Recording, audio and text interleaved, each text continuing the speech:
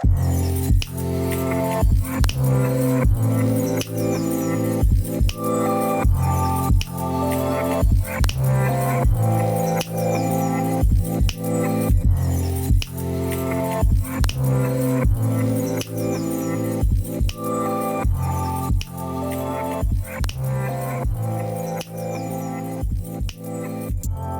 na Praza Maior, noutra época tamén chamada Praza da República e Praza de Calvo Sotelo, segundo os regímenes que convivían en cada época políticos neste país.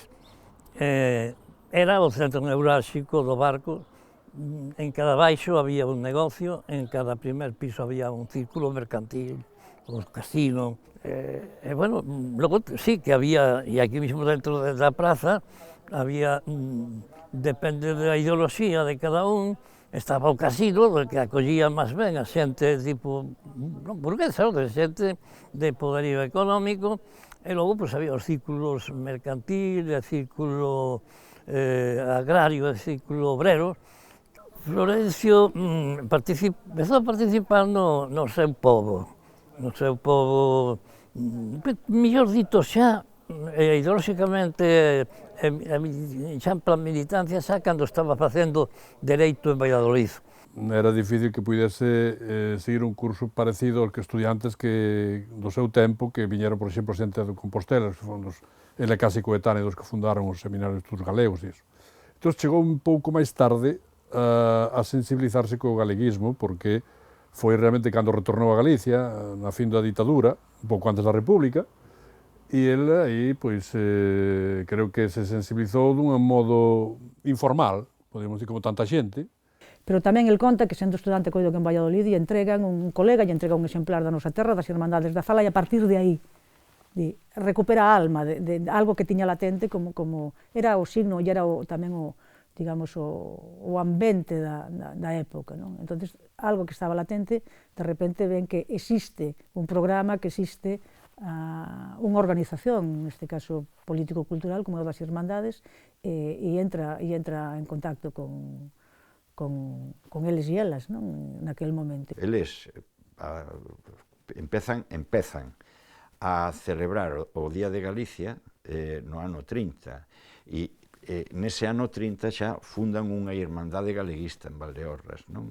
E por agrupacións incluso, é dicir, que debían, el dando cifras, fala de 60 ou 70 integrantes da Irmandade Galeguista de Valdeorras, é dicir, en Córgomo pois, podían ser que era moi activa, Córgomo e Portela, que estaban xuntas. Que relacionouse moito con unhas irmáns García, que tamén eran de Portela, e digamos que medio e si foi aparecendo o seu espírito galeguista, digamos, non? Sí, porque non pertenecía a ningún partido, foi pouco a pouco decantándose el, así, foi como se iniciou.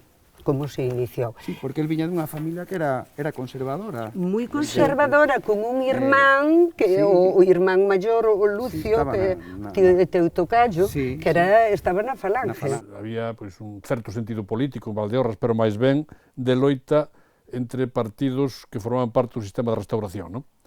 El, por tanto, está un pouco apartado deso e sigue un camiño distinto. E logo conecta primeiro con Otero Pedraio, que é un dos referentes que el ten, porque Otero Pedraio foi candidato, el foi diputado despois, nas Constituintes da República, e logo xa conecta cos máis galeguistas e finalmente con Castelao. Viñan moitos próceres galeguistas, tanto de Ourense como no barco, fixeron mítines, xente como Otero Pedraio, que era gustaballe moito, incluso era un firme seguidor da creación poética de Florencio, e xa hai unha carta do ano 31 no que indica que a súa valía como poeta que é moi interesante, que non o deixe, que tal. Quen máis o impresionou foi Castelao. De feito, nunha asamblea na que se decide cal será o rumbo do Partido Galeguista, que debe ser, segundo a maioría daquela asamblea, un galeguismo de esquerdas, vamos a chamar así, no que está Castelao, el aí está con Castelao. Chegou, non foi diputado nas Cortes, ni moito menos, pero xa se convirteu ata o 36 nun dos un rapaz novo, pois xa tiña 30 e tal anos, que era a referencia do galeguismo en Valdeorras. Tiña moita actividade productiva. Eu creo que moitos, ainda que non asinaba co nome, moitos comunicaos, moitas lecturas en actos e tal, proviñan da pluma de Florencio, casi, incluso artigos de periódico da Irmandade de Valdeorresa, de comunicado de tal, lembranzas históricas curiosas, desde Pardo de Cela a outras loitas que hubo por aí, e aí, de algún xeito, en Heraldo de Galicia, en A Nosa Terra, pois conmemoracións do Día de Galicia e tal, Florencio era moi prolífico, se prodigaba moitísimo en ese ámbito.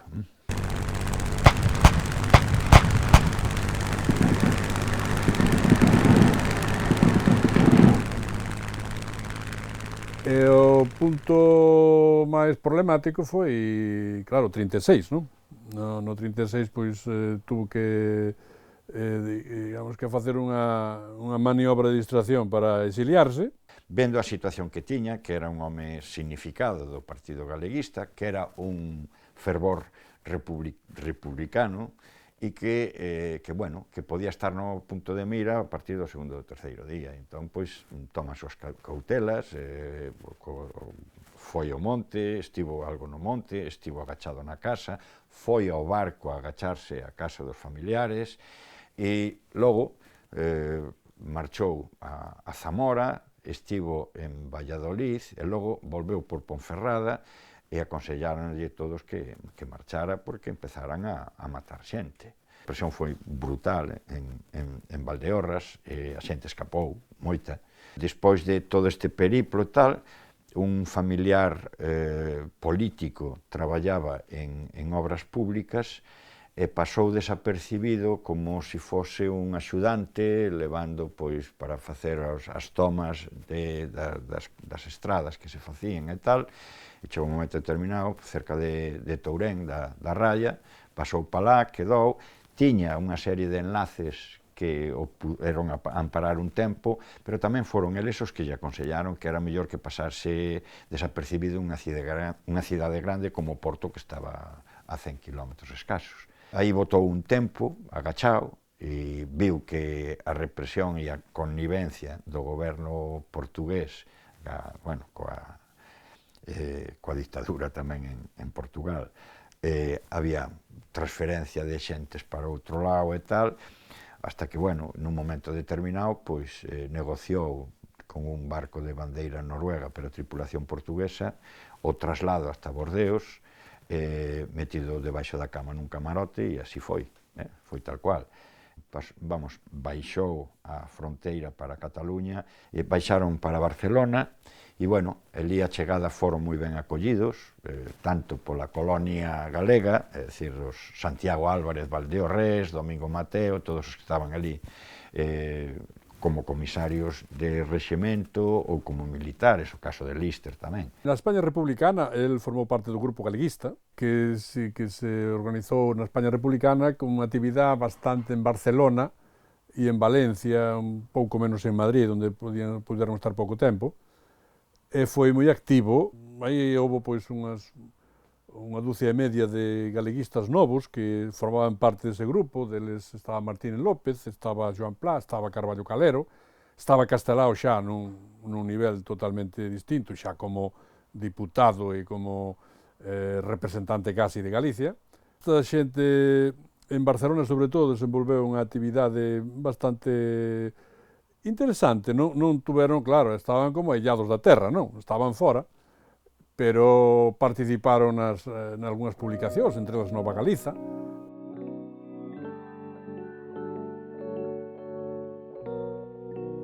Fuco, fuquiño, piquirriciño, de home refugallo, celso do feixismo. Cativo de corpo, cativo da alma, encrenque boneco, ditador liñaza. alacrán con mando, sapo con estrelas, arañón con cruces, cobra pezoñenta. Morcego da noite, verme dos cadáveres, piollo que estoupa en cheito de sangue. Enrólase como oficial, recala nun servicio de información periférico, chamado así, que naquel momento, tal como estaba a situación bélica, pretendían aqueles galegos que, de algún xeito, tiveran problemas, evacualos seguindo a ruta que seguira el, por mar a Francia para metelos polo mesmo itinerario. Non? Chega a Barcelona a primeira semana de xaneiro de 1938.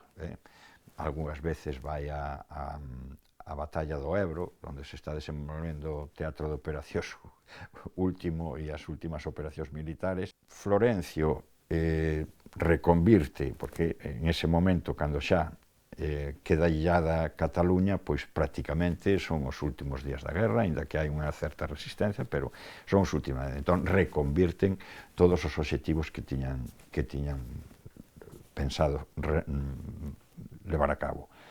Trataron de tamén tomar decisións, no sentido desta axuda solidaria, deste preparar barcos, fletar barcos para ir fora, e, bueno, en todas estes oficios andivo metido, vivindo en París, baixando aos campos para sacar xente. Tiveron moita axuda, primeiramente alimentos para a primeira liña, ambulancias, etc. E despois xa foron os que, de algún xeito, subvencionaron partidas de barcos para levar ao exilio americano a aos perdedores en xeral, e fundamentalmente os galegos, por ser galegos a maioría dos dirixentes destas sociedades. E saíron coa retirada do exilio, saíron de España no xaneiro-febreiro do 39 por a fronteira francesa. E aí comeza, para eles, especialmente Florencio foi un protagonista importante neste proceso, comeza outra etapa da súa vida, non? Chega xa casi o momento do Sinaia, do Mexique e do Ipanema.